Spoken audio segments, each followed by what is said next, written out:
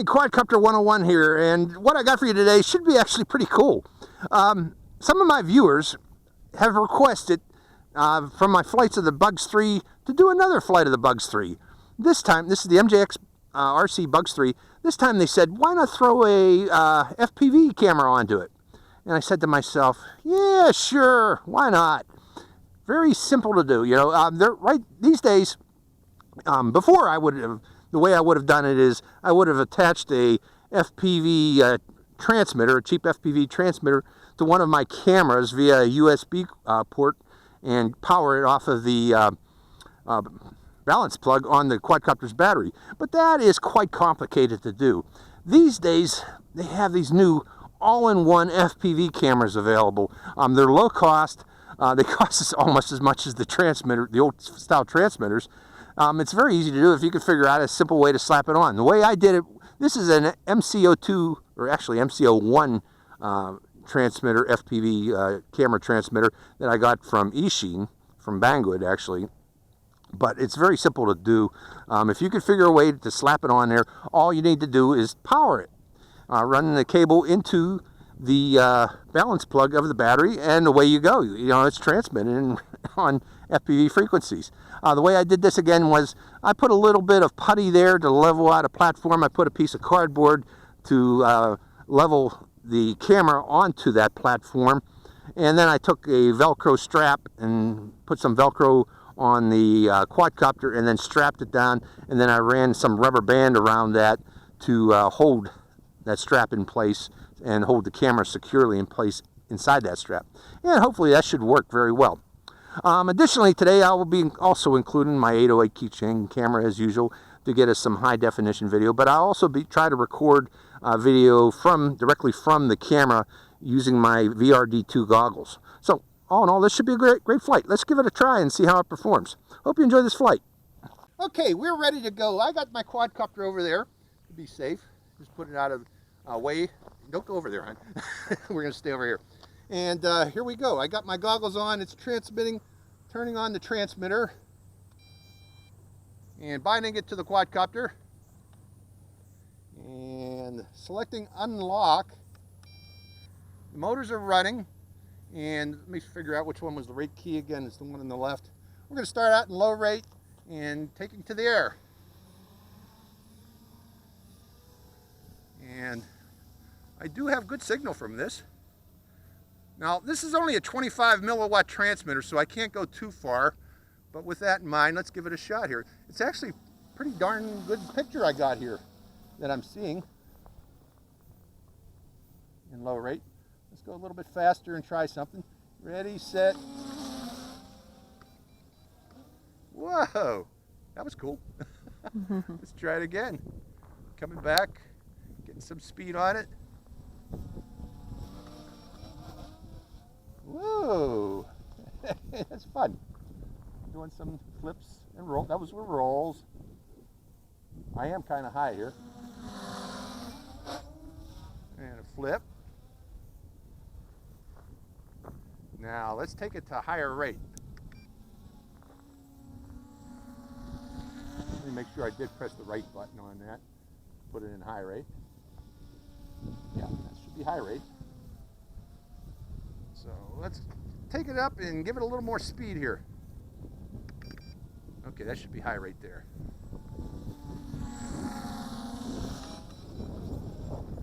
A lot of fun. Yeah, this little 25 milliwatt transmitter works very well. Let's come down a little bit lower now and do a little bit of low level flying over the desert. I was up a little bit high. I hear a motorcycle off in the distance. I don't think he's coming this way. I don't see him though. So this is actually working quite well with my VRD2 goggles. I'm surprised how well it's working actually. You know, it's only a 25 milliwatt transmitter, but dang, it's working well. Coming a little bit lower.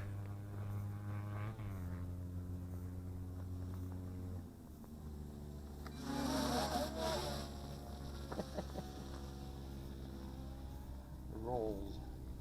So, yep, there's the Bugs 3, folks, as requested. Riding in an FPV. Now, again, I didn't put a 200 milliwatt transmitter on this. The reason being, this doesn't have GPS. I don't feel comfortable sending a non-GPS quadcopter out really far. If you get in trouble, you know, you could always hit return to home with those with a GPS quadcopter. So, and this one here, you know, if I get in trouble, all I got to do is cut off the throttle and let it land wherever. And if it's, as long as it's within visual range of myself with a 25 milliwatt transmitter, there's no problem there. So that's what I did with this. Some good speed on this now.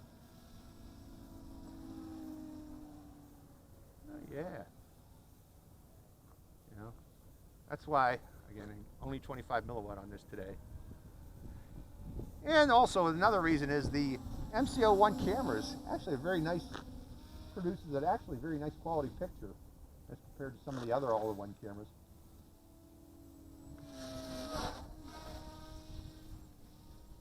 And it's relatively inexpensive. But again, there's tons of choices for you these days. You don't have to just pick the MCO1.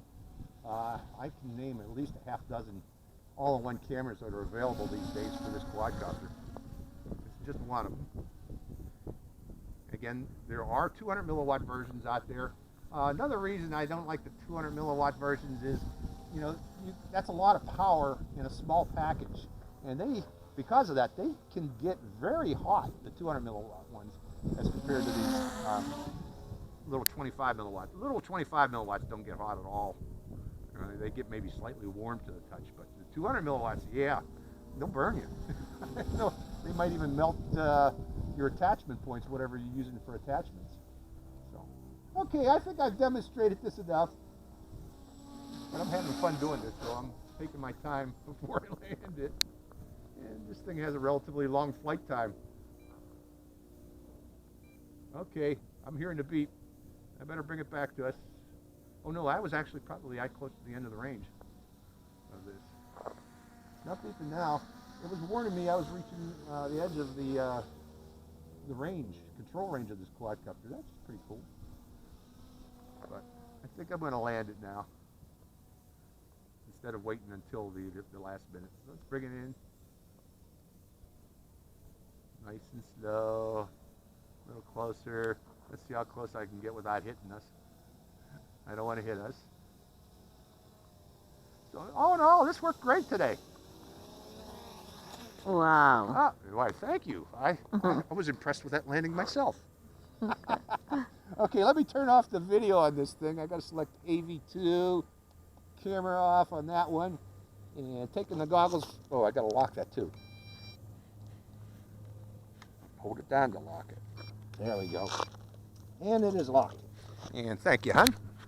So all in all, yeah, this was a lot of fun to fly with FPV. Very easy. Let me unplug this. Stop this video too. Okay, I got that too. And all in all, yeah, it worked great. And let me feel it. It's not hot. I didn't think it would be hot. Again, that's another reason I prefer the 25 milliwatts. You know, if you really want to do long range flying, you are going to need the 200 milliwatt versions of this. One other thing, very important, if you're going to use one of these all-in-ones, make sure it will work with the battery on your quadcopter. Some of those little all-in-ones only work with 5-volt batteries, which means you can only use it with the 1S batteries. The MCO1 and MCO2 can work with higher voltage batteries, such as 2S, 3S, 4S. I think the MCO2 can even go up this. The O2's 200 milliwatt version can even go up to 6S batteries. So again, double check that. That your particular camera that you're selecting will work with your particular battery on your quadcopter. So all in all, it was a great flight. Hope you enjoyed this flight. Let me unplug the power on this. This is Quadcopter 101, signing out.